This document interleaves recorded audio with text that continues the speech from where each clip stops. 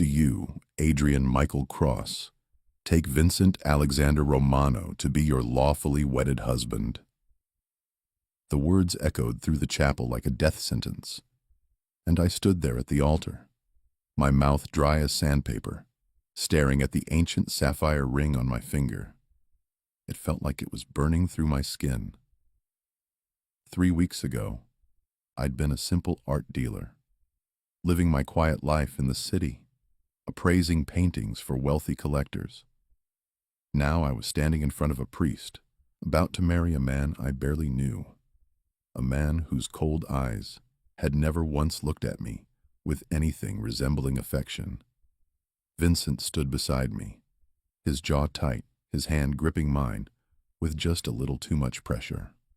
A warning, a reminder of what happened to people who crossed the Romano family.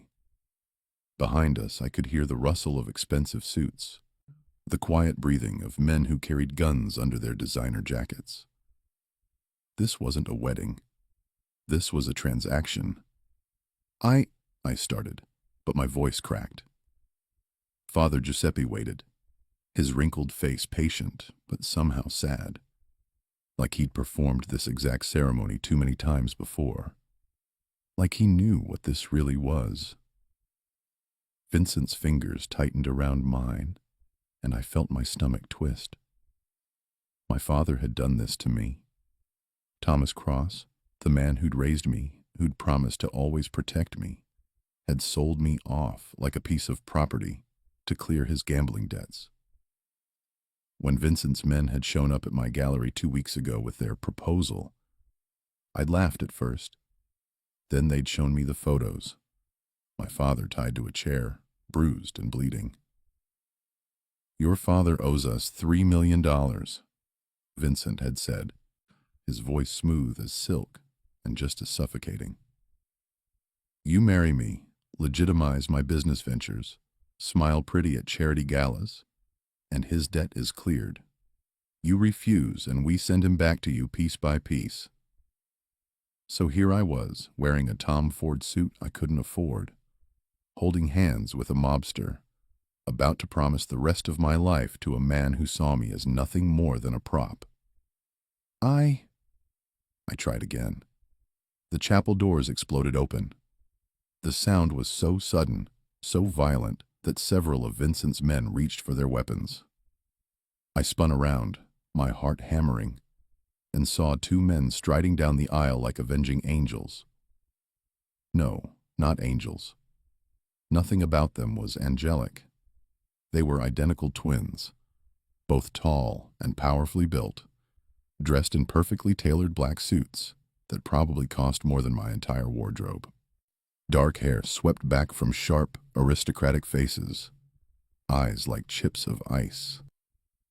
But it was the way they moved that made my breath catch, with absolute authority, like they owned not just this chapel but the entire world.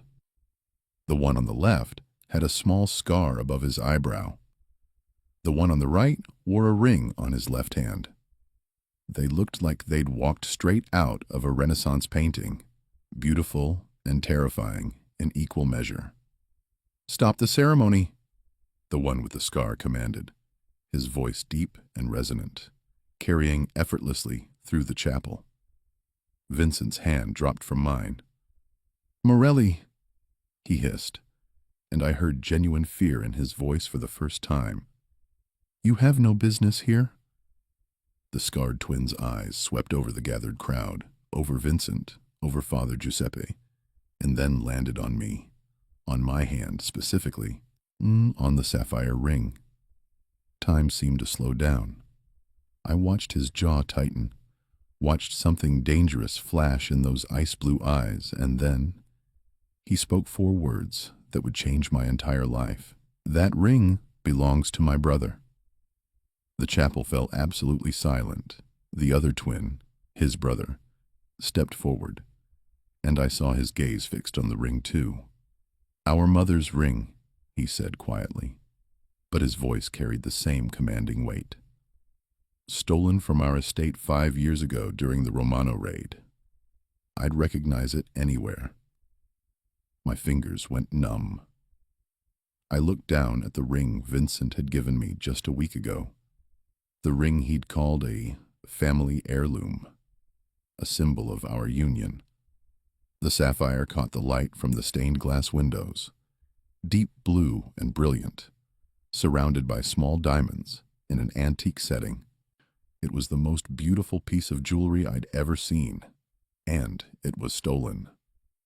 "That's a lie," Vincent snapped, but I could hear the uncertainty in his voice. "I purchased that ring, legitimately." "From a black market dealer in Prague," the scarred twin interrupted, taking another step closer. "Who stole it from our vault, along with several other items we've been tracking for years?" His eyes found mine again, and I felt pinned in place by that gaze. "Did he tell you it was a family heirloom? Romano family?" I nodded slowly, unable to speak.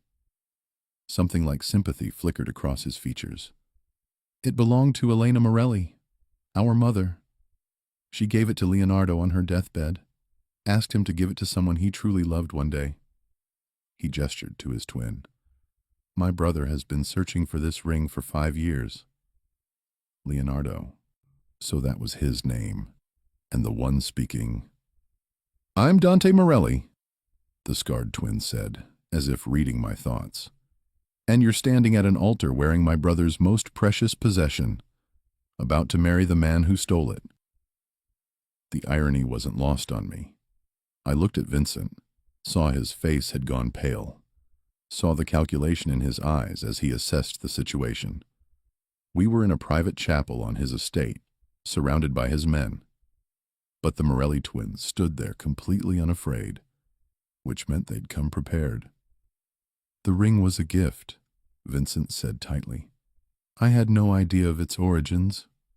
"Bullshit," Dante cut him off, his voice like a whip crack. "You knew exactly what you were buying. You wanted something with Morelli blood on it, thought it would give you power." He took another step forward, and Vincent actually backed up. "But you made a mistake. You put it on someone who didn't deserve to be dragged into your war." He was looking at me again, and I felt something shift in the air between us. Recognition, maybe, or understanding. This man, this dangerous, powerful man, had looked at me and seen past the expensive suit and the fake smile to the terrified person underneath. "Adrian," I said suddenly, my voice stronger than I expected. "My name is Adrian Cross." Dante's expression softened fractionally. "Adrian, did you choose this marriage?" The question hung in the air. Behind me, I felt Vincent tense. If I said no, if I told the truth, this would end badly. Vincent wouldn't let me walk out of here. He couldn't afford to look weak, but I was so tired of being afraid. "No," I said clearly. "My father owed Mr. Romano money. I'm paying his debt." I heard Vincent's sharp intake of breath, felt the shift in the room as his men moved closer. But Dante and Leonardo didn't even flinch.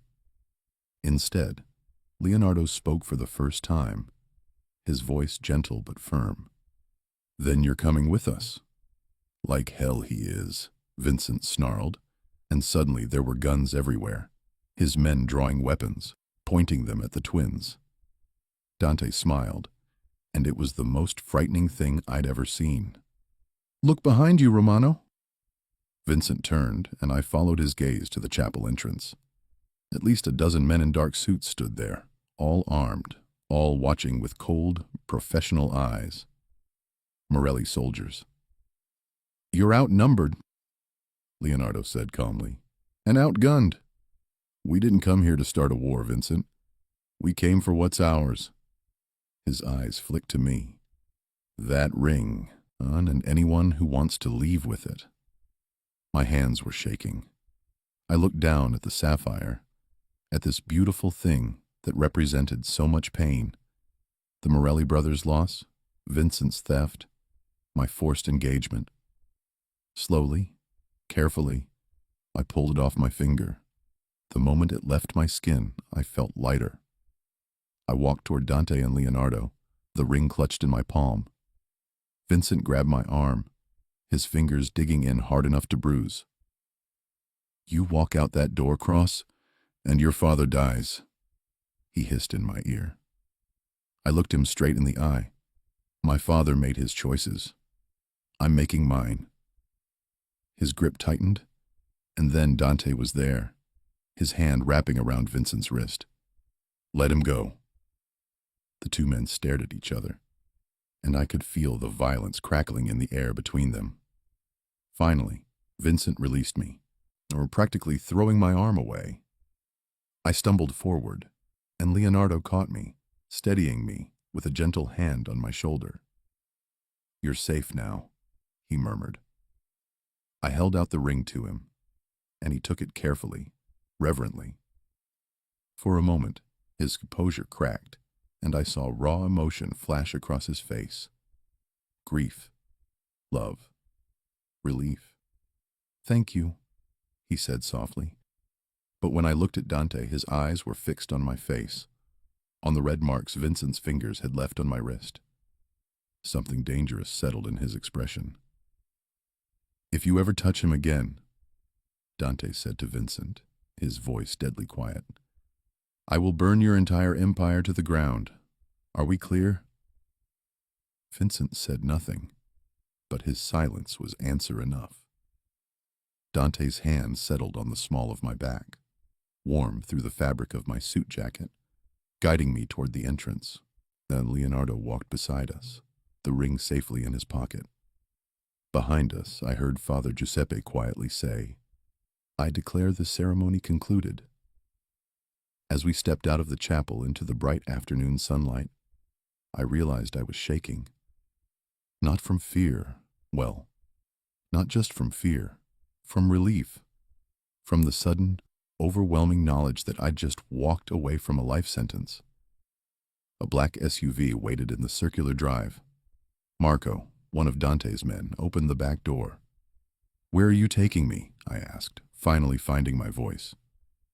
Dante looked at me, and for the first time, I saw something other than cold authority in his eyes. Concern, maybe even kindness. "Somewhere safe," he said. "You just made an enemy of Vincent Romano. You can't go home." The weight of what I'd done hit me all at once. I'd walked away from the wedding. My father's debt was still unpaid. Vincent would be looking for revenge, and I was getting into a car with two of the most dangerous men in the city. Men I didn't know, men who operated in a world I didn't understand. But when Dante's hand touched my back again, gently urging me toward the vehicle, I found myself moving forward. Because something in his eyes told me that despite everything, despite the danger and the uncertainty, I just made the first real choice of my life. And as I slid into the back seat of that SUV, with Leonardo on one side and Dante on the other, I couldn't help but notice how Dante's hand lingered just a moment longer than necessary, how his eyes kept returning to my face, studying me like I was a puzzle he needed to solve. The door closed, and we pulled away from the chapel, leaving Vincent and my old life behind. The Morelli estate was nothing like I'd expected. I'd imagined something dark and fortress-like, all concrete walls and barred windows. Instead, the SUV turned through wrought iron gates onto a tree-lined driveway that led to a sprawling Mediterranean-style mansion, all warm stone and terracotta tiles gleaming in the late afternoon sun. Gardens stretched out on either side, meticulously maintained, bursting with late summer flowers. It was beautiful, and that somehow made it more terrifying. "Welcome home," Leonardo said dryly, catching my expression. "I know. It's not exactly the lair of evil you were probably picturing." Despite everything, I almost smiled. "I wasn't—" "You were," Dante cut in, his tone gentler than his brother's. "Everyone does. They expect dungeons and torture chambers. What they get is my sister's obsession with rose gardens and imported Italian tile. As if on cue, the front door burst open, and a young woman came running out, dark hair flying behind her. She was petite and elegant, wearing jeans and a silk blouse, and when she saw Leonardo, her face lit up. "You found it!" she exclaimed, throwing her arms around him. "You actually found Mama's ring!" "Isabella," Leonardo said, hugging her back with obvious affection. "Yes, we found it, along with something of a complication." Isabella pulled back and seemed to notice me for the first time. Her dark eyes, so like her brother's, swept over me with sharp intelligence. "This is the complication?" "This is Adrian Cross," Dante said, and I noticed his hand was still resting lightly on my back, had been since we left the chapel. "Adrian, this is our sister, Isabella." I managed a weak smile. "Sorry to impose." "Impose? Are you kidding?" Isabella grabbed my hand, pulling me toward the house. "Anyone who helped get Mama's ring back is family. Come on, you look exhausted. When's the last time you ate? Actually ate, not just survived on stress and coffee." I couldn't actually remember. "That's what I thought. Marco," she called to one of the guards. "Tell Rosa we need food in the blue sitting room. Lots of it." She glanced back at me. "You're not vegetarian or anything, are you?" "No, Good. Because Rosa makes this pasta that will change your life. Come on." I found myself being swept into the house, through a marble foyer that could have belonged in a museum, down a hallway, lined with actual Renaissance paintings. My art dealer eye couldn't help cataloging them, noticing a possible Caravaggio, what might be a Titian, and into a comfortable sitting room decorated in shades of blue and cream. Isabella deposited me on a plush sofa and disappeared, calling out orders in rapid-fire Italian. I sat there, trying to process everything that had happened in the last 2 hours. I'd walked out on my wedding. I'd defied Vincent Romano. I was now sitting in the home of the Morelli crime family, and a woman I'd just met was treating me like a long-lost friend. Dante and Leonardo entered, and I noticed how they moved. Leonardo heading straight for a liquor cabinet, Dante positioning himself by the window where he could see both the door and me. Always aware, always watching. "Drink?" Leonardo offered, and on holding up a bottle of what looked like very expensive scotch. "I probably shouldn't." "You definitely should," Dante said, and there was something almost kind in his voice. Today's been a hell of a day. He wasn't wrong. I accepted the glass Leonardo handed me, took a sip, and felt the warmth spread through my chest. Good scotch. Really good scotch. "So," Leonardo settled into an armchair, cradling his own glass. "Let's talk about what happens next." My stomach tightened. What happens next?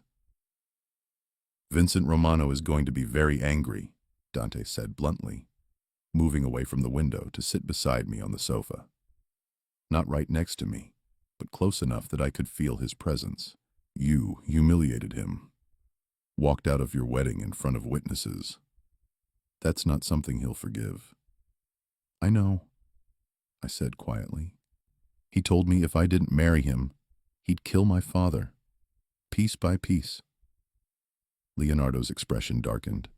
"Your father, Thomas Cross, the man who sold you to clear his gambling debts." The bitterness in his voice matched my own feelings. "Yes." "Where is he now?" Dante asked. "I don't know. Honestly, I don't care." The words came out harder than I intended, but I meant them. He gambled away everything we had when I was growing up. My college fund, my mother's life insurance after she died. I put myself through school working 3 jobs, built my gallery from nothing. And the moment he got in trouble again, he sold me like I was property. Silence fell over the room. I stared down at my scotch, watching the amber liquid swirl in the glass. "I'm sorry," Dante said softly. And when I looked up, I found him watching me with those intense blue eyes. "You deserved better." Something in my chest loosened slightly. "Thank you." Isabella burst back in, followed by an older woman carrying trays of food. "Okay, Rosa made enough to feed an army, so I hope you're hungry." The next hour passed in a strange blur. I sat there eating the best pasta I'd ever tasted, listening to Isabella chatter about the garden renovations, watching Leonardo and Dante interact with an ease that spoke of absolute trust. They finished each other's sentences, communicated with looks and subtle gestures. It was fascinating to watch, and unsettling, because I kept noticing how often Dante's gaze returned to me, checking, observing, assessing. Finally, after Rosa had cleared the dishes and Isabella had been called away to handle some household emergency, Leonardo set down his glass and said, "Adrian, we need to discuss your safety." The bubble of normalcy popped. "I can't stay here," I said immediately. "I appreciate what you did at the chapel, but I have a life, a business. I can't just hide." "Your gallery was ransacked 2 hours ago," Dante interrupted quietly. "Vincent's men.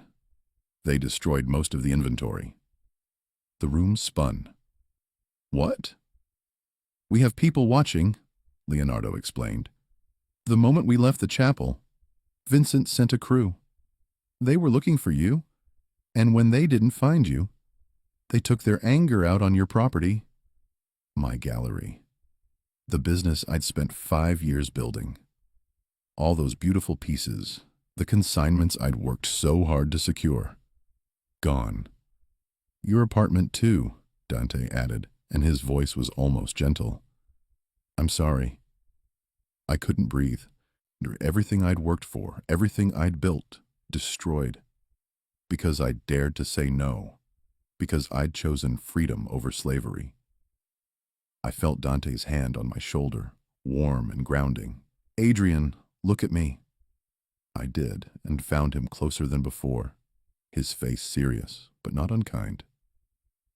"You're safe here," he said, "for as long as you need. We'll handle Vincent." "I can't let you fight my battles." "Too late," Leonardo said matter-of-factly. "The moment you returned our mother's ring, you became part of this. Vincent knows it. He knows we'll protect you." "But why?" The question burst out of me. "Why do you care what happens to me? You don't even know me." Dante and Leonardo exchanged one of those wordless looks. Then Dante said, "You could have kept the ring, could have gone through with the wedding, lived in luxury as Romano's husband. Instead, you gave it back. Walked away from safety because it was the right thing to do." "That took courage," Leonardo added. "Real courage, the kind we respect." Plus, Dante's mouth quirked in something almost like a smile. "Anyone who defies Vincent Romano that spectacularly deserves our protection on principle." Despite everything, I felt a laugh bubble up in my throat. It came out sounding slightly hysterical, but it was real. Isabella appeared in the doorway. "I've had the blue guest suite prepared. Adrian, you must be exhausted. Let me show you to your room." I followed her up a sweeping staircase, down another hallway lined with art. I spotted what I was fairly certain was an original Monet, to a door at the end. She pushed it open to reveal a spacious suite decorated in soft blues and grays, with a massive 4-poster bed, a sitting area, and French doors leading to a private balcony. "Bathroom's through there," Isabella pointed. "Rosa left you some clothes. Probably Dante's. You're about the same size. If you need anything at all, just pick up that phone. Someone's always awake in this house." "Thank you," I said, meaning it, "for everything." She squeezed my hand. Get some rest. Tomorrow we'll figure out the details. But tonight you're safe. I promise. After she left, I stood in the middle of that beautiful room, trying to process everything.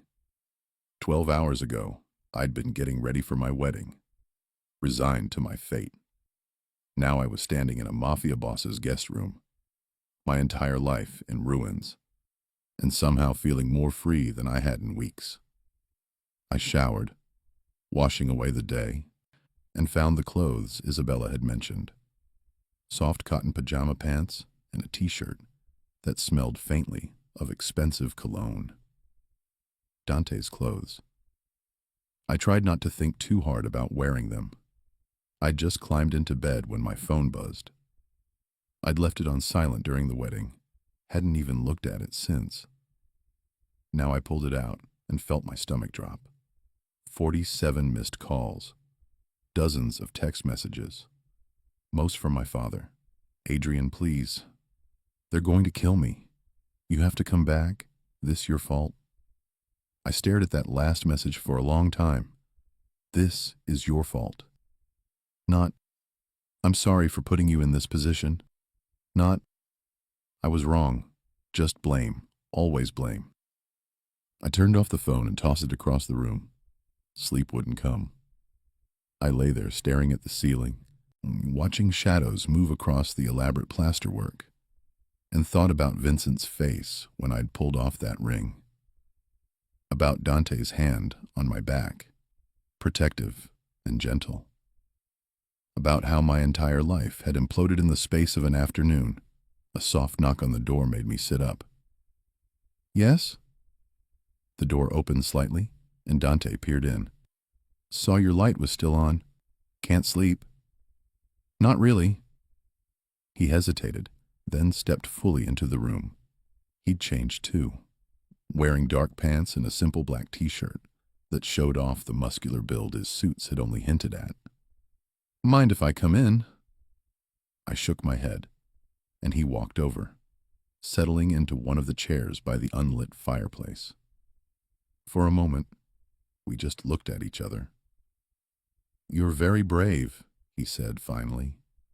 What you did today, most people would have gone through with it.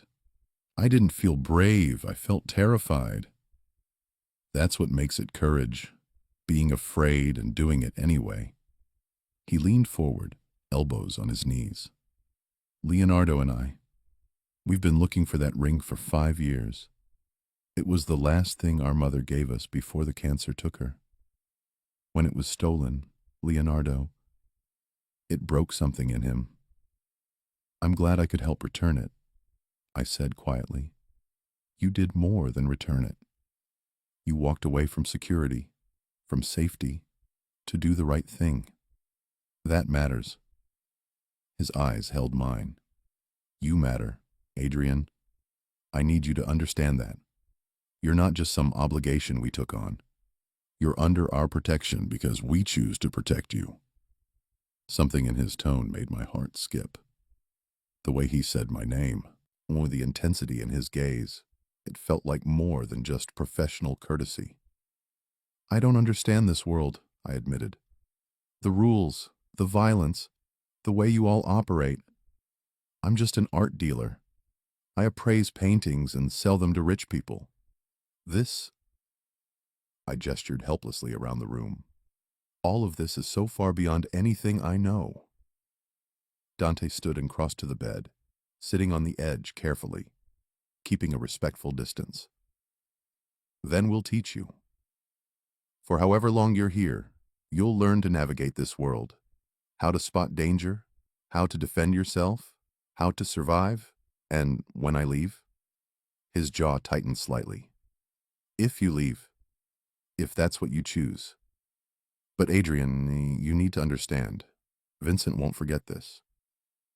Even if we reach an agreement, even if we negotiate peace, you'll always be a reminder of the day he was humiliated. That makes you a target. The weight of it settled over me like a shroud. So I can never go back to my life. Your old life is gone, Dante said gently. But that doesn't mean you can't build a new one. A better one. Here? As what, your permanent house guest? As whatever you want to be. His hand moved, almost touching mine on the bedspread, then pulled back. We have legitimate businesses. Art galleries, actually. Leonardo handles most of that side. You could work with him, use your expertise. Laundering money through art sales, you mean? He didn't deny it. Among other things, but also real business, real art. Leonardo has excellent taste but limited expertise in authentication and valuation. He could use someone with your skills. I studied him, this dangerous, powerful man sitting on my bed in the middle of the night, offering me a future I'd never imagined. Why do I get the feeling this is about more than just business? Something flickered in his eyes. Heat, maybe, or recognition. Because you're perceptive, and because I'm not very good at hiding what I feel. My breath caught. Dante, I know, he said quickly. It's too soon. You've been through hell today. I'm not trying to pressure you or take advantage. He ran a hand through his dark hair, looking almost vulnerable. I saw you standing at that altar, wearing our mother's ring, looking so lost and afraid, and something in me just claimed you. Decided you were mine to protect. That's not how people work, I whispered. But my heart was racing. I know, but that's how I work. He stood, putting distance between us again. Get some rest, Adrian. Tomorrow, Leonardo and I will start teaching you the basics. How to stay safe in this world. He was almost to the door when I said, Dante? He turned back. Yes? Thank you. For everything.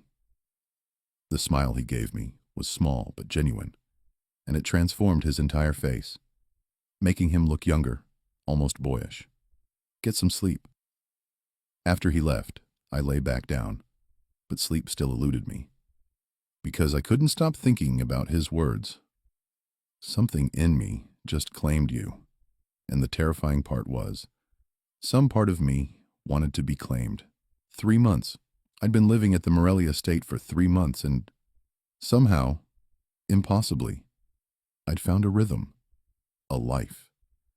Every morning, I worked with Leonardo in his art acquisition office, authenticating pieces, managing auctions, learning the subtle art of moving valuable paintings across international borders, legal and otherwise.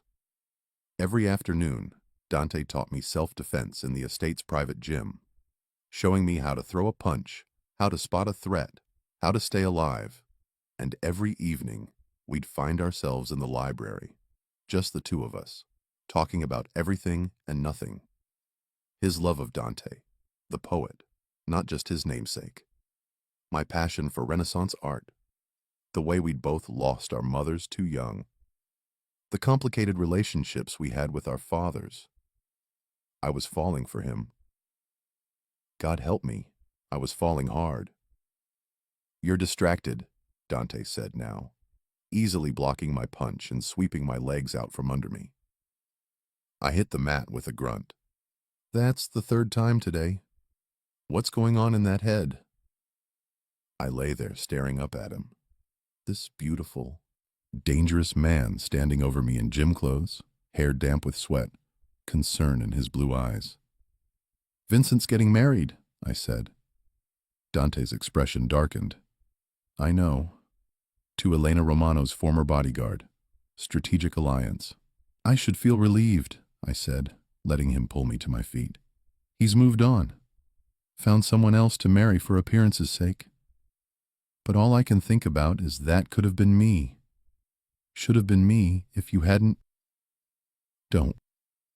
Dante cut me off, his hands gripping my shoulders. Don't finish that sentence. You were never meant for that life. How do you know? Because I know you. His thumbs traced small circles on my shoulders through my t-shirt. 3 months, Adrian. I've watched you negotiate with international art dealers like you were born to it. I've seen you stand up to some of the most dangerous men in this city without flinching. You're too strong, too vital, to be someone's decorative husband. My heart hammered. We were standing so close, barely inches apart, and I could smell his cologne mixed with honest sweat. Dante, there's a commission meeting next week, he said abruptly, stepping back. All the families. Vincent will be there with his new fiancée. Leonardo and I have to attend. Okay, I said slowly, trying to follow the sudden subject change. Vincent's going to demand compensation.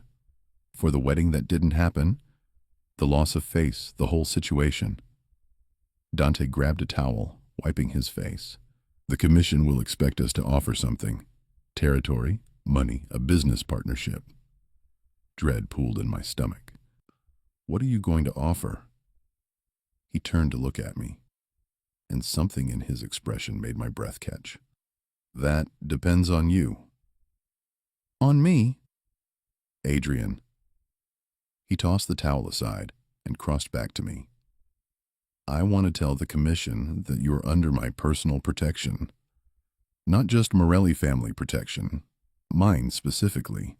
What does that mean? It means... He took a deep breath. In our world, when someone is under personal protection, it's the highest level of commitment. It means I'm claiming you as family, as someone I will go to war to defend.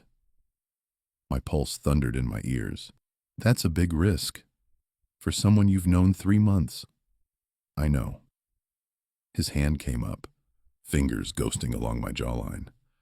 But I don't want you here as our house guest anymore, Adrian. I don't want you working with Leonardo because we're being charitable. I want you here because you choose to be here. Because you want what I want. And what do you want? I whispered. You, he said simply. I want you. In my life, in my world, by my side. I want to teach you about Dante Alighieri's Inferno and have you explain Caravaggio's use of light to me. I want to train with you every afternoon and argue with you about whether Shakespeare stole all his plots. I want... He stopped, jaw working. I want everything. With you. I couldn't breathe, couldn't think, could only feel his hand on my face, see the raw honesty in his eyes. But I need to know if you want that too, he continued quietly, because at the commission, Vincent is going to push back. He's going to demand I prove my commitment, and there's only one way to do that in our world. Understanding hit me like a freight train. Marriage. Yes. Dante's thumb brushed across my cheekbone. If I tell the commission I intend to marry you, Vincent can't touch you. It would be a direct challenge to me, to my family. Even he won't risk that war. You'd marry me just to protect me. No. His eyes held mine. I'd marry you because over the last 3 months, you've become the most important person in my world. Protection is just a bonus. My hands were shaking. I pressed them against his chest, feeling his heartbeat racing under my palms. This is insane. 3 months ago, I was about to marry a man I didn't love to save my father. Now you're offering to marry me for... what? Love. Yes, he said simply. I love you, Adrian. I've probably loved you since I saw you take off that ring in the chapel and hand it over, even though you were terrified. You're brave and brilliant and stubborn, and you challenge me in ways no one else dares. I love you. Tears pricked my eyes. I love you too, I whispered. God, Dante, I've been trying not to. Trying to tell myself this was just proximity or gratitude or some kind of Stockholm syndrome. But I love you. He kissed me then, soft and sweet and perfect, his hands framing my face like I was something precious. When we pulled apart, we were both breathing hard. So is that a yes? He asked, a smile playing at his lips. It's insane, I said again. But I was smiling too.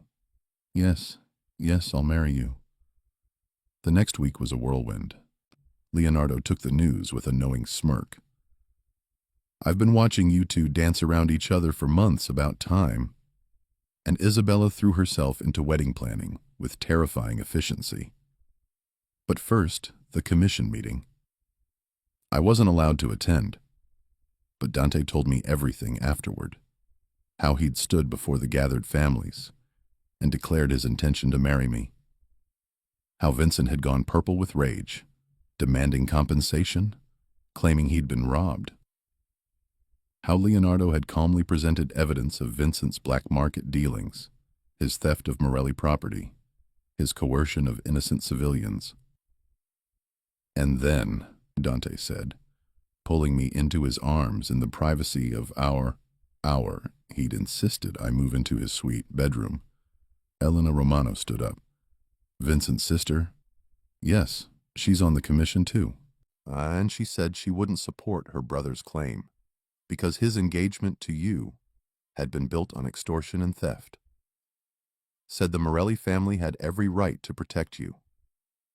I pulled back to look at him. Why would she do that? Because Vincent's new fiancé is her former bodyguard, the man she's been in love with for years. By forcing Vincent to back down on you, she gave him an excuse to pursue the marriage he actually wanted. Dante smiled. Apparently, she thanked Leonardo afterward, said our situation inspired her to push for her own happiness. So it's over? Vincent's backing down? Not completely. There will always be tension. But open hostility? Yes, that's done. He pressed a kiss to my forehead. You're safe. We're safe. The wedding itself was nothing like the nightmare in Vincent's chapel. Father Giuseppe agreed to perform the ceremony. It will be my honor to unite two people who actually love each other, he'd said. And we held it in the same chapel where everything had started.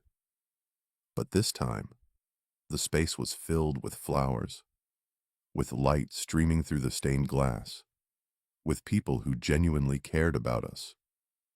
Isabella stood as Dante's witness, Leonardo as mine, both of them beaming. Rosa and the household staff sat in the front row, dabbing at their eyes.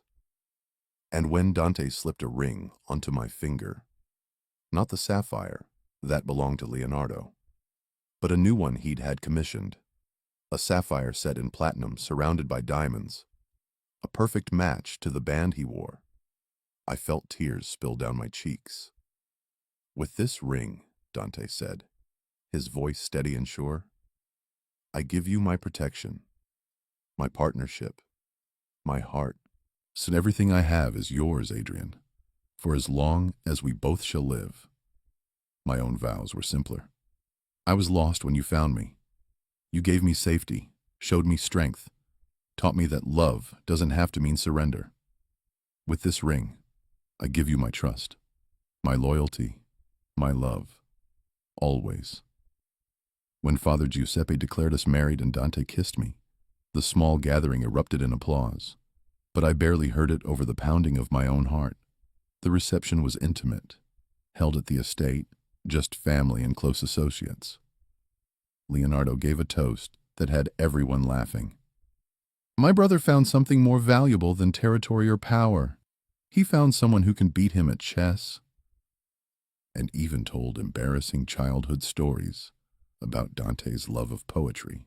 As the sun set and the party wound down, Dante pulled me onto the terrace and away from the crowd.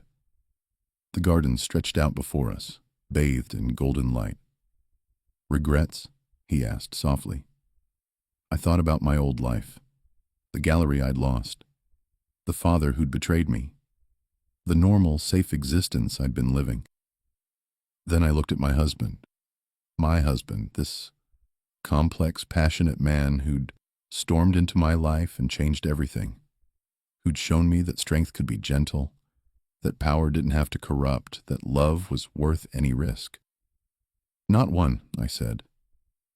He pulled me close, and we stood there watching the sunset, two men from different worlds, who'd found their way to each other through chaos and courage. 6 months later, I opened a new gallery, Morelli Cross Fine Arts, specializing in Renaissance and Baroque pieces. Leonardo handled the business side.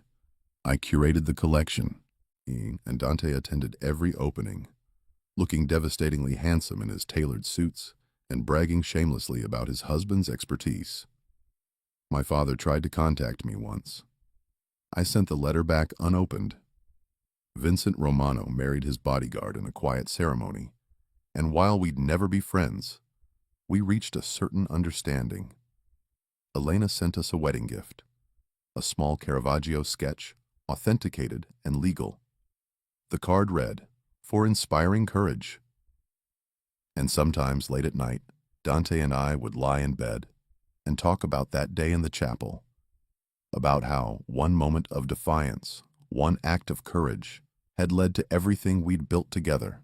"That ring belongs to my brother," I'd say, mimicking his dramatic declaration. And he'd laugh and pull me closer and say, "Best line I ever delivered. Got me a husband, didn't it?" It had. And every single day, I thanked whatever fate had sent Dante Morelli storming through those chapel doors to change my life. Ready for more romance that defies expectations? If you loved Adrian and Dante's journey from forced engagement to true love, you'll want to read these other dramatic stories of passion, courage, and choosing love over duty. Subscribe to never miss an update on new Mafia romance tales, LGBTQ+, love stories that break all the rules, and characters who risk everything for their happily ever after. Drop a comment below telling me, would you have walked away from that chapel? What would you risk for true love? Don't forget to like, share, and subscribe for more stories where love conquers even the most dangerous circumstances.